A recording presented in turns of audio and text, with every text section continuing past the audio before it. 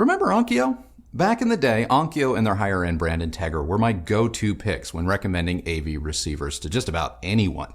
It's what I use because they were great. But then Onkyo began to disappear, and rumors started to circulate that they were going out of business. Last year, Sound United was in talks to even purchase them, but that ultimately fell through, and Onkyo once again seemed destined for extinction. So, why are we talking about them? Well, that's because we have their newest entry-level receiver, the TX-NR5100. So hit that like button like it's your job, subscribe for your last chance to win in our 200,000 subscriber giveaway, and let's find out if Onkyo still has what it takes to compete.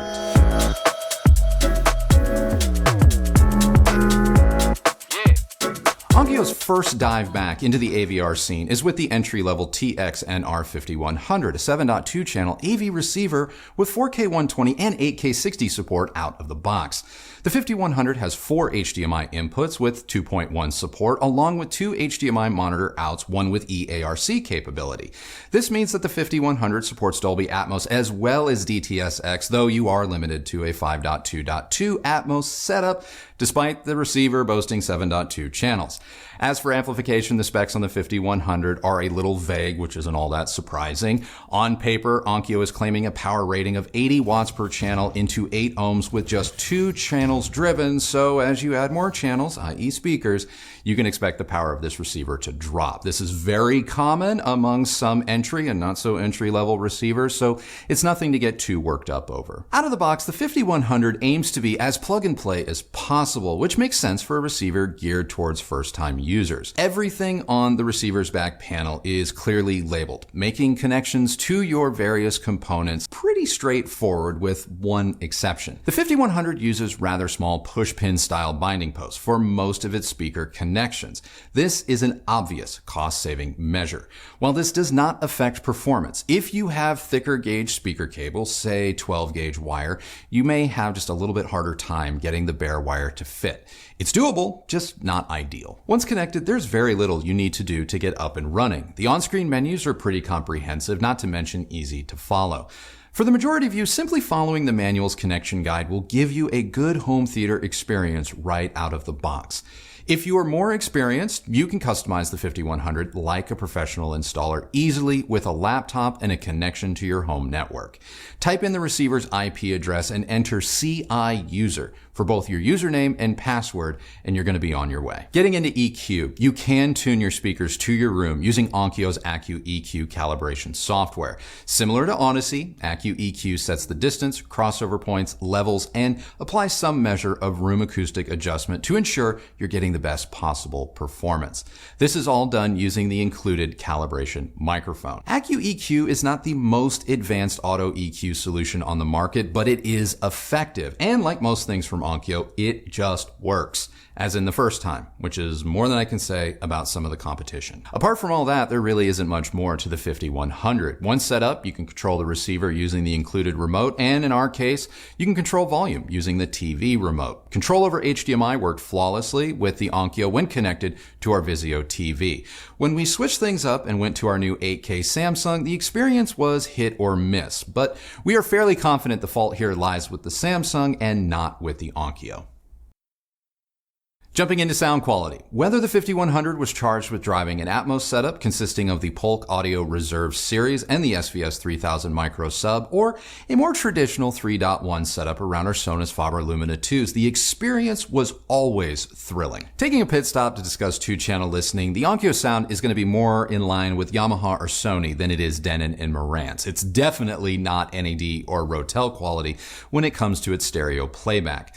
So what this means is you can expect a more forward presentation, one that places a little extra emphasis on detail, especially up top, with good dynamics and speed, but the Onkyo is lacking somewhat in weight. Now, if you have a more linear or neutral speaker like the Polk Audio Reserves, the slight forward nature of the Onkyo might make for a good match and help breathe just a little bit of life into those speakers. But if you have a leaner or more forward speaker already, it may prove to be just too much of a good thing, as was sometimes the case with the Sonus Fabers. Again, at least in stereo modes. Now, if you feel as if your speakers are suddenly not producing any bass, you're not imagining things. Here's what's happening.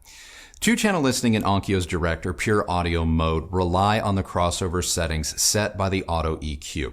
If ONKYO set your main speakers to cross over at say 80 Hz, no bass below 80 Hz is going to be audible in the 5100's more audiophile-centric stereo profiles, potentially making your speakers sound thinner as a result.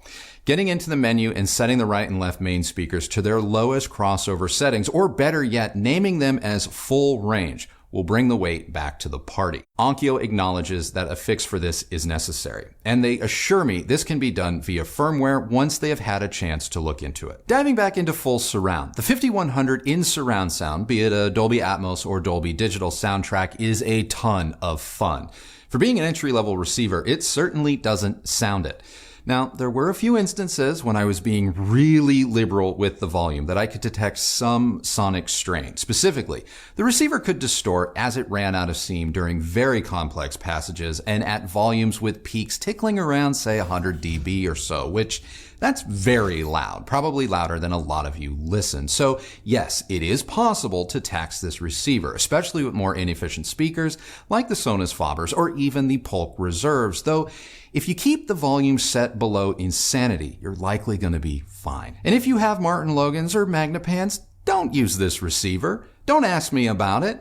You need something beefier, more expensive, and that's not the 5100's fault.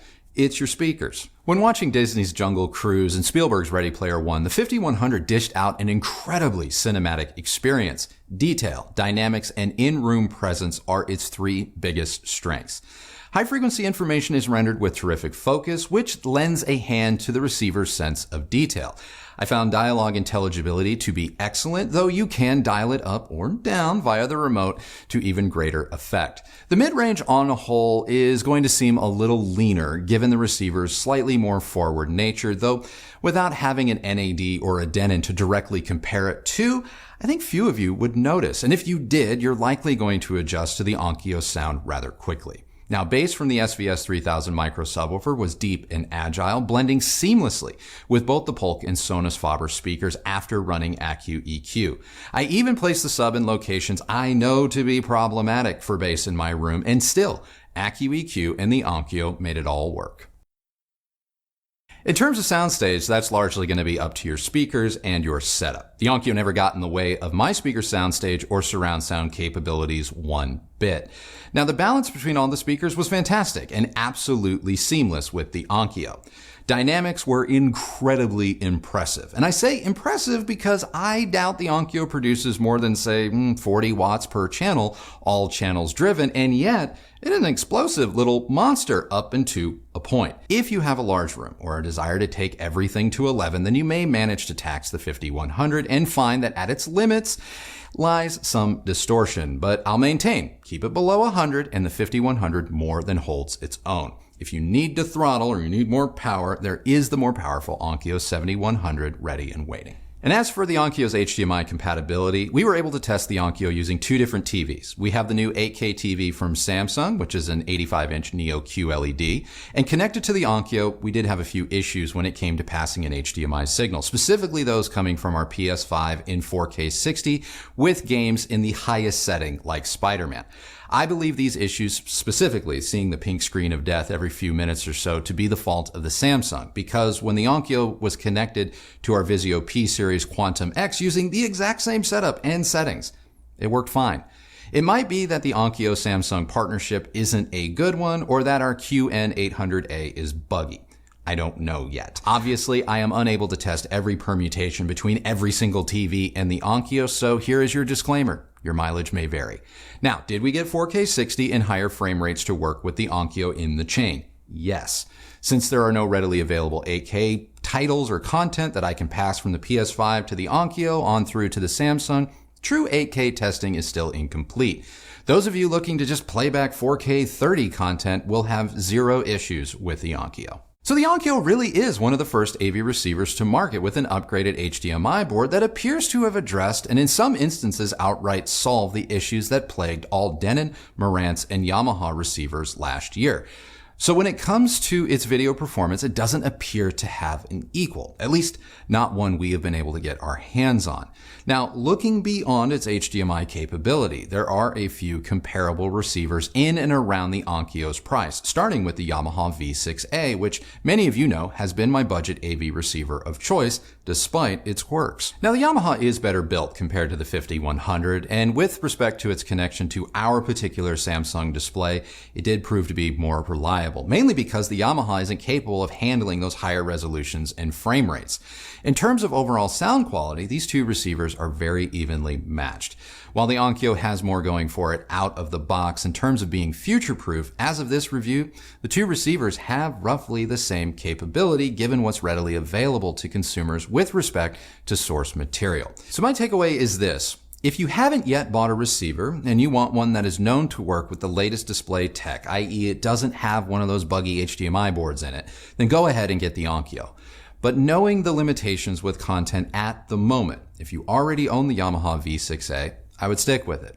The 5100 just isn't a big enough of an upgrade right now. Obviously, as more 4K 120 and 8K titles come online, the conversation is going to change. As for the S960H we reviewed in 2020, I would still skip it. I think you are just better off buying a 2021 or 2022 AV receiver if you are trying to avoid HDMI headaches.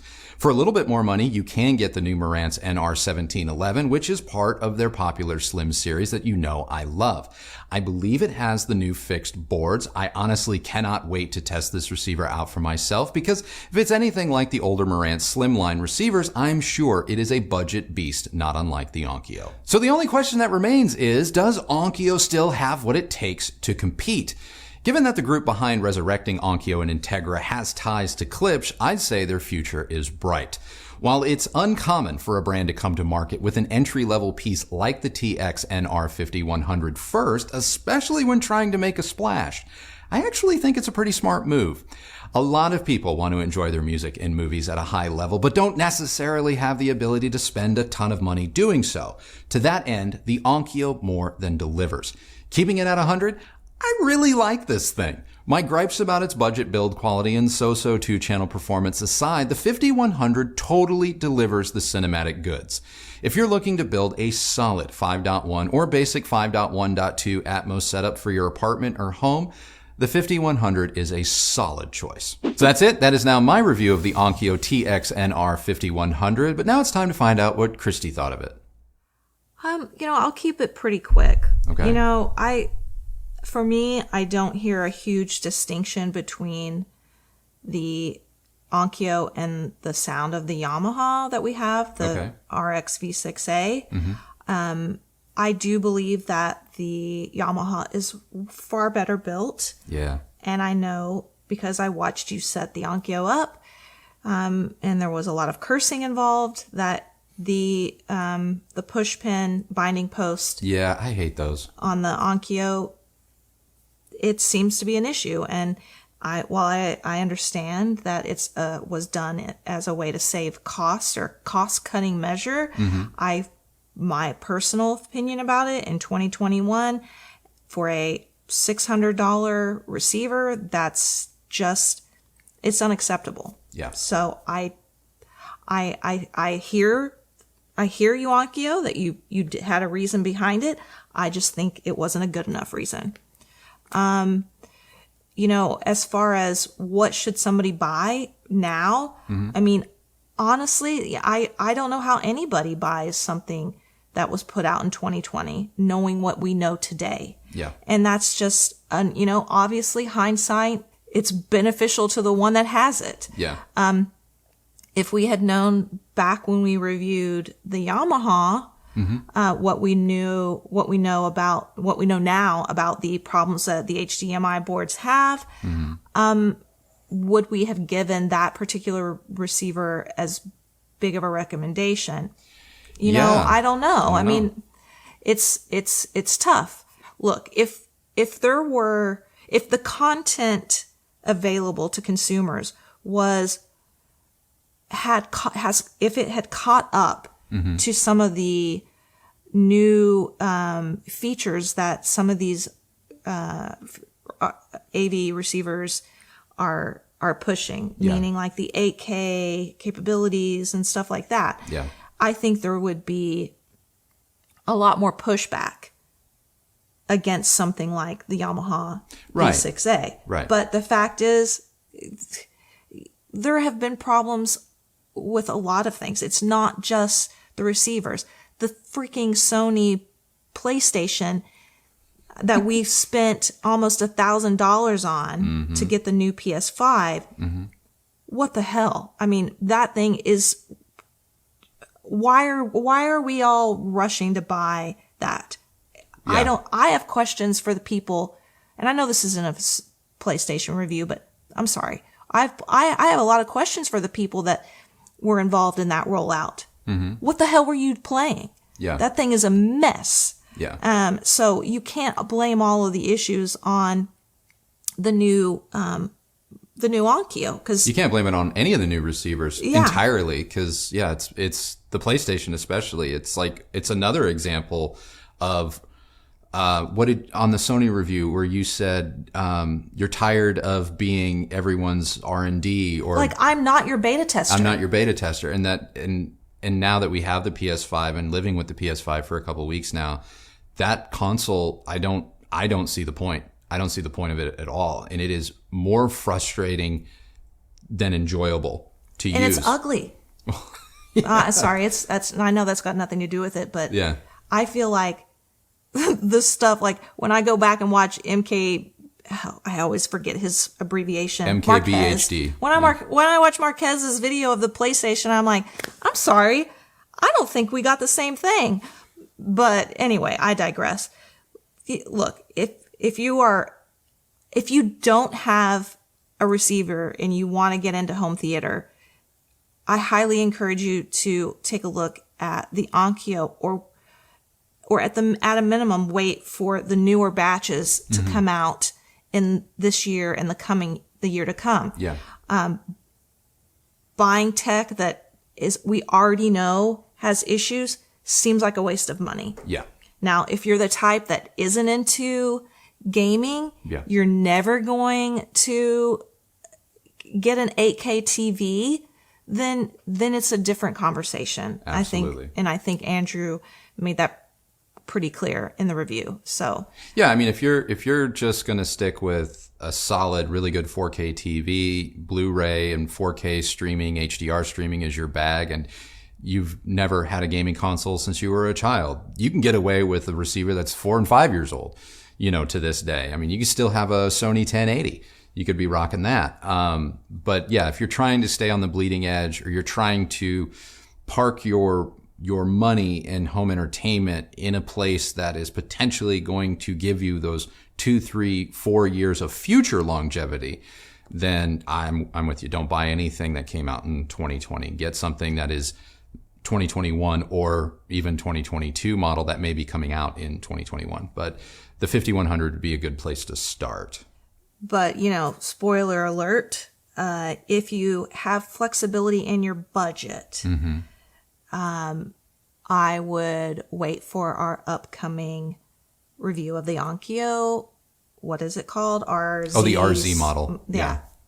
Yeah. Just won't say anything more than that. Just little nugget. Yeah. Yeah, because that one, interesting. So, anything else?